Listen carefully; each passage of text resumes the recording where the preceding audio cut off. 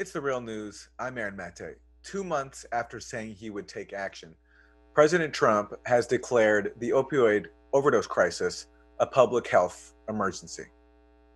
Beyond the shocking death toll, the terrible measure of the opioid crisis includes the families ripped apart and, for many communities, a generation of lost potential and opportunity. This epidemic is a national health emergency. We cannot allow this to continue.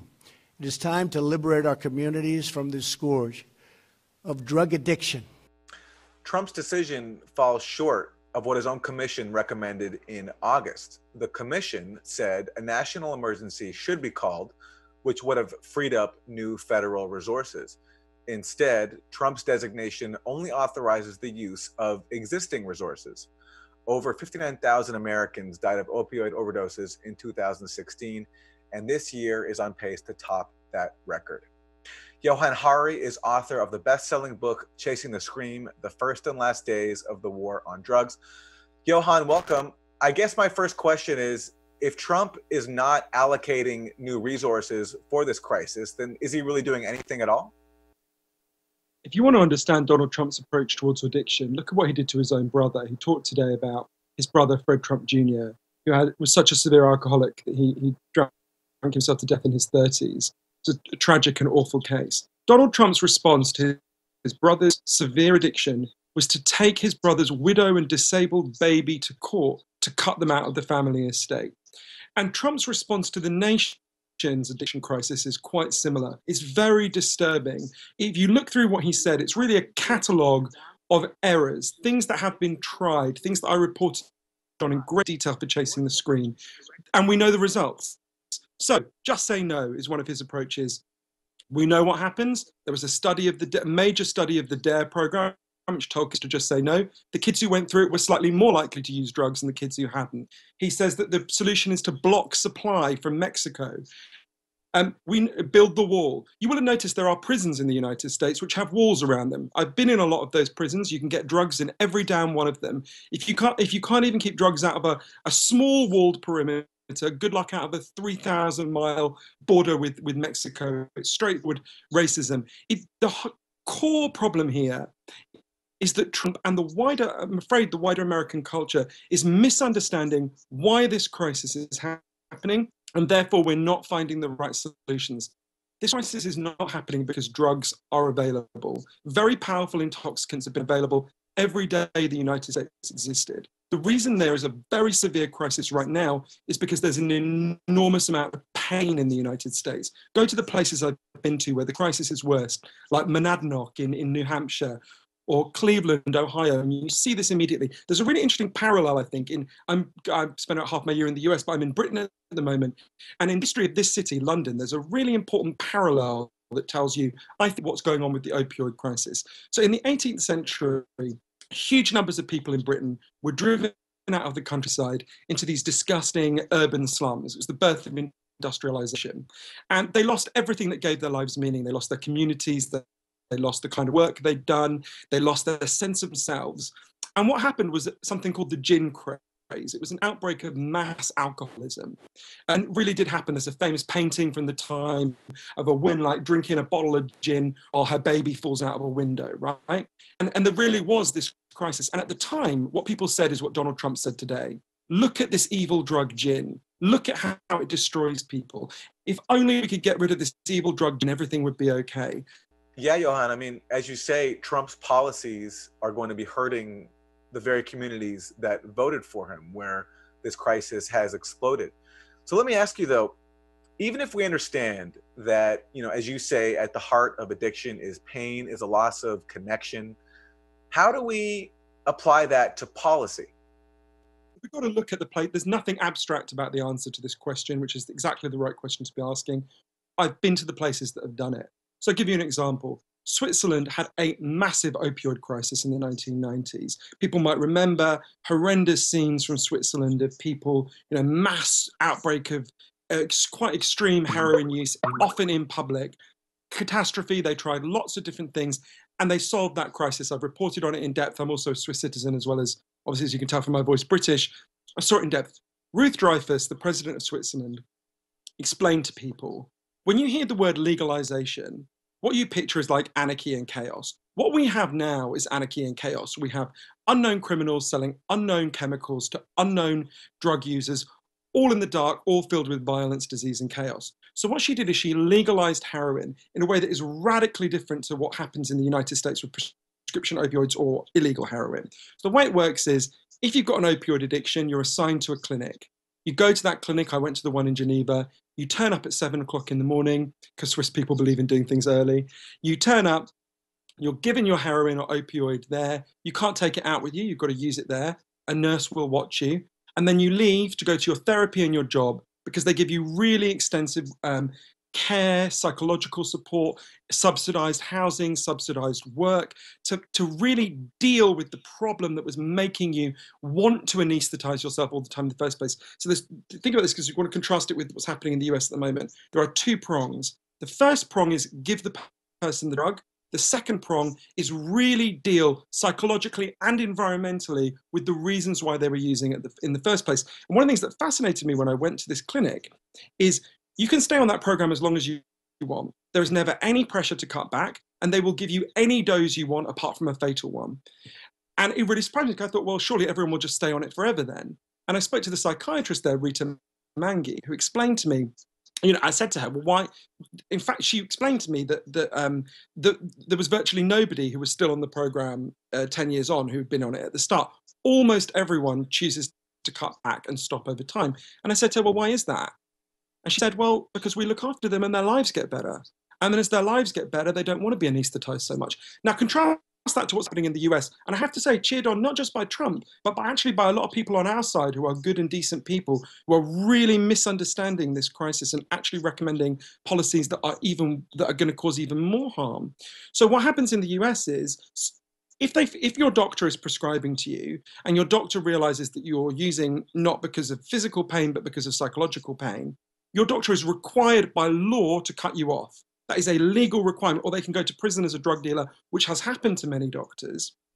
So then you're on your own in an environment where it's extremely expensive to buy these prescription drugs on the black market, whereas heroin is quite cheap for reasons I'm happy to explain if you want. So what we get is you're transferred, you get, far from getting the support you get in Switzerland, you're actually transferred into a criminal market where you become a criminal. Actually, you face, imprisonment, stigmatization, punishment. We're doing the exact opposite of the policy that worked in reducing opioid crisis. And if you want to know the results in Switzerland, just look at them. Do you know how many people have died of overdoses on the legal heroin program in Switzerland? The answer is zero. Literally nobody. There remains an illegal market. It's much smaller. Very few people die in that, far fewer than died before the legalization. And Switzerland is a very conservative country. My grandmother got the vote in 1974. This is not San Francisco. And yet when they had a referendum on this program, once people had seen it in practice, they actually, there was an enormous support for it. 70% of Swiss people voted to keep opioids legal for precisely that reason.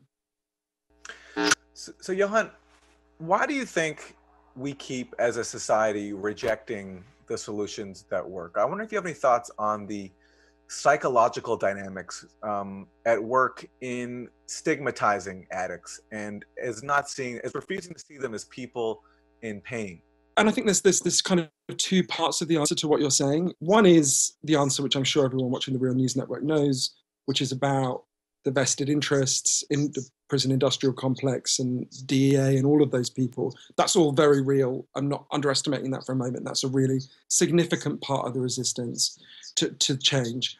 I also think there's another factor which is harder to talk about, which is, even though I know everything I just said to you and I believe it very deeply, with the people I love who have addictions, a lot of the time, I'm really angry. And I think I try not to act on that anger. It certainly doesn't inform, it doesn't inform how I think we should respond. But I think it's kind of natural. If you're looking at someone who's got an addiction problem, if I think about one of my relatives who has a child who I love very much, there's a part of you that thinks, I don't think it's unnatural to have a part of you that thinks someone should just stop you. But I do think we can see the results, right? I've been to the societies that act on the approach, which is someone should just stop you. In Arizona, I went out on a chain gang with women who were made to wear T-shirts. I was a drug addict by that psychopath Joe Arpaio, who was pardoned by Trump for some of his other crimes.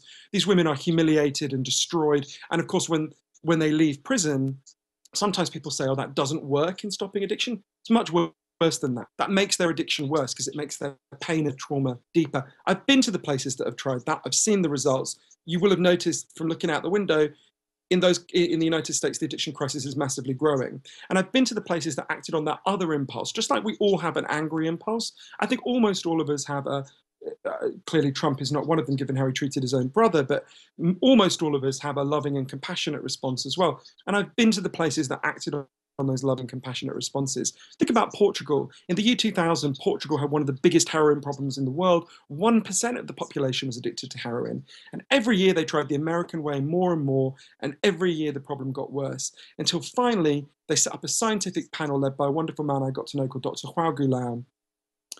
And the panel to solve the problem, and the panel said decriminalize all drugs from cannabis to crack, but, and this is the crucial next step, take all the money we currently spend on screwing people's lives up and spend it instead on turning their lives around. So what they did is they repurposed all that money for a program of meaning creation. You know, say you used to be a mechanic, they go to a garage and they'll say, if you employ this guy for a year, we'll pay half his wages. They set up a big program of microloans so people with addiction problems could set up and run businesses where they were their own bosses.